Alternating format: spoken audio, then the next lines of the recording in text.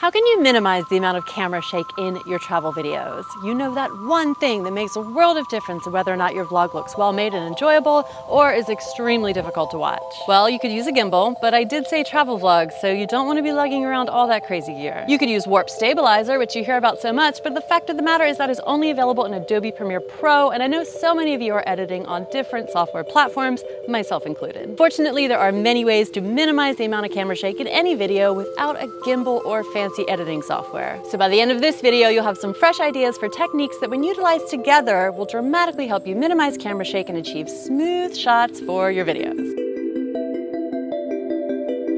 Hi friends, welcome back to AMaeTV. If you don't know me, my name is Alicia and I create travel videos and provide video production instruction to help you level up your travel vlogging skills. And here are 10 techniques to help you minimize camera shake in your videos. Cut it out. Very simple yet effective. So first, let's start out by looking at this classic travel vlogger movement. Okay, so here you're talking to the vlog and then you get excited about something, so you're like, look, with the camera around, and then you gotta show them the pool. And then you just kind of forget about the whole thing that you just did. That's a lot of shake right there, and it's tempting to kind of just go with it because it's part of the motion and it's only a second anyway. But no, you really don't need it, so go ahead and cut it out. And don't worry, the editing point will actually look very smooth thanks to the motion. So we have that clip, and we're simply going to cut the center of the spin out. In that casual vlog style of shooting, aim to cut out about 80% of the flip around to still preserve the essence of what you just did with the camera. So if we cut from here to here, there is still so much motion blur that comes together smoothly. More smooth, less shake. Do the Gorillapod Angle. So in my first video in the Vlog With Me series, which is a series where you kind of come vlogging with me and I share tips and tricks of what I'm doing as I'm doing it, I shared this shot and briefly touched on how I got it by dangling the camera upside down on my Gorillapod as I followed my sweet little angel. The trick was not only great for getting a super low angle, the weightless sort of flow that happens when something is dangling was useful to eliminate the camera shake that could have come along with it. So try your own Gorillapod dangle by simply moving steadily along and trying to maintain the same sort of height. Then, very important, flip the image in your editor. Now I'm sure that every editing platform is different, but in Final Cut Pro you would simply select Transform and then rotate it around. And if you do try the Gorillapod dangle, feel free to upload your work to Instagram stories, tag me at AMaeTV, and I will share it to help show off your work. Good job, you! Use your body. So in order to minimize camera shake and get stable handheld footage, you'll need to find actual stabilization any way that you can, using anything that you have, like your body. In the absence of a tripod, then your body must literally become a tripod. So when you're holding the camera, you'll want to tuck your arms tight into the side of your body and create movement solely from your core. To go a little bit deeper, you can try something practiced in yoga called engaging the Mula Bandha, or incorporating a root lock. It's all about engaging those pelvic muscles, like doing a Kegel. And if you don't know what that is, or if you're a dude, you know, you just squeeze those areas. Also try zipping up the abs to tighten everything in your core. So here you would flatten your lower back and shorten the distance between your belly button and your rib cage. These two core locks combined create the most stable base in your body for all other stable movements, like filming. One of these days, I'm going to make a video about all the different ways that practicing yoga can help you become a better filmmaker, because they've really been accumulating in my head over the years. So let me know if you want to see that video. Breathe. In particular, exhale. So a long, slow exhale is going to be your most relaxed moment. And with physical relaxation comes stabilization. So lock your body up for the shot, like we talked about, then forget the camera and simply relax every other muscle except the ones engaged and exhale. And film something while you're doing it. Okay, it may sound a little bit easier than it actually is, but trust me, with regular practice, you will get better. Namaste. Use slow motion. If you don't yet know, then I will tell you right now that slow motion is a fantastic image stabilization hack.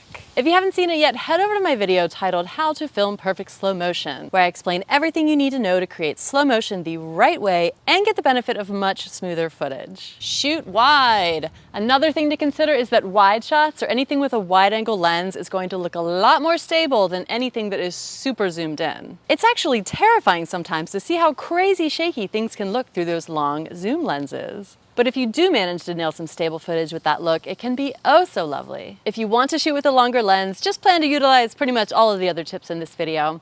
Otherwise, see if a wide-angle lens can give you a break from camera shake. Add static shots. So shot variation in vlogs is so important just to give your viewers' eyes a break. It also provides opportunities for you to grab shots with zero camera shake to help balance out the shots that might have a little bit of camera shake, because you can't avoid camera shake all the time, so at least having a variation of shots with and without it is better than having all the shots with it. These are called static shots and refer to the classic mounting on a tripod, along with more modern methods such as the Gorillapod in a tree, the clamp grip on a fence, the clamp grip in a tree, and of course the old Gorillapod in a wagon. So much is possible. Use that camera strap. If you're not habitually using that camera strap around your neck to provide tension on the camera, then that's probably the best place to start. When filming pretty much anything besides yourself, you always want to add pressure to the strap around your neck in order to create an additional point of stability. Pair that with the muscle locks and the breathing that we talked about, and now you're practically a human gimbal. Except gimbals don't breathe, so you're better than them, those gimbals. Try again and again and again. Spend all day filming that flower if you have to. At the end of the day, sometimes nailing a smooth close-up shot is simply luck. If you take your time and try again and again to scan an image smoothly, then you're more likely to end up with at least 1 second of good, smooth motion. The downside later is more editing and more footage to pick through, but at least doing the shot over and over again is also going to help you refine your handheld skills. So maybe eventually you can nail it the first time around.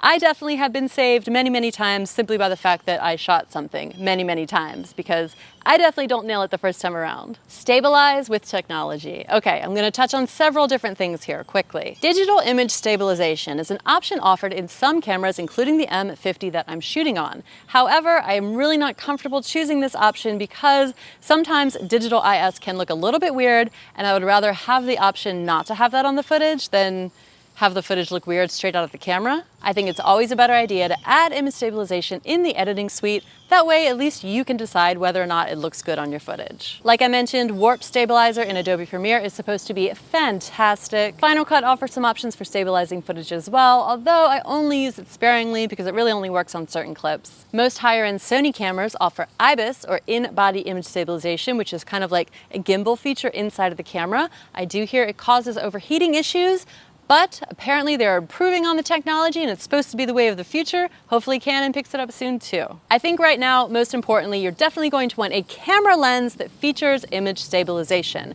You'll be able to tell in the title, at least on Canon lenses, because there will be a big fat IS. And of course, you can always use the technology of a gimbal to capture all the smooth travel video footage that you'd like. I'm still trying to decide whether or not I need a gimbal. I definitely want to play around with one, but am I actually going to take it traveling?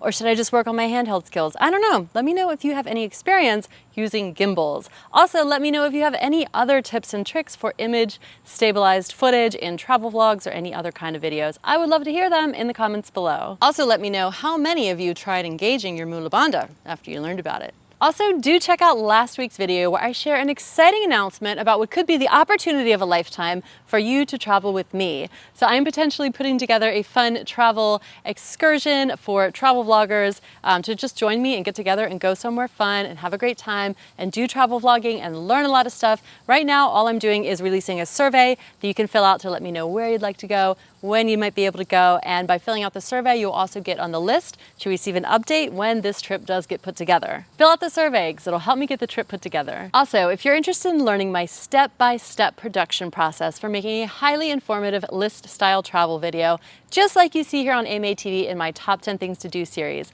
then head over to the link that I put below, because I just might be putting together a course that is going to teach you exactly how to do this. And the reason I'm doing this is because I realized that this type of video has brought more views to my channel than any other type of video by masses. Everything's explained on this page, and I want you guys to have that opportunity as well. So I'd love to teach the technique to you. Thanks for watching, friends. I'm Alicia, and I will see you next week. Bye.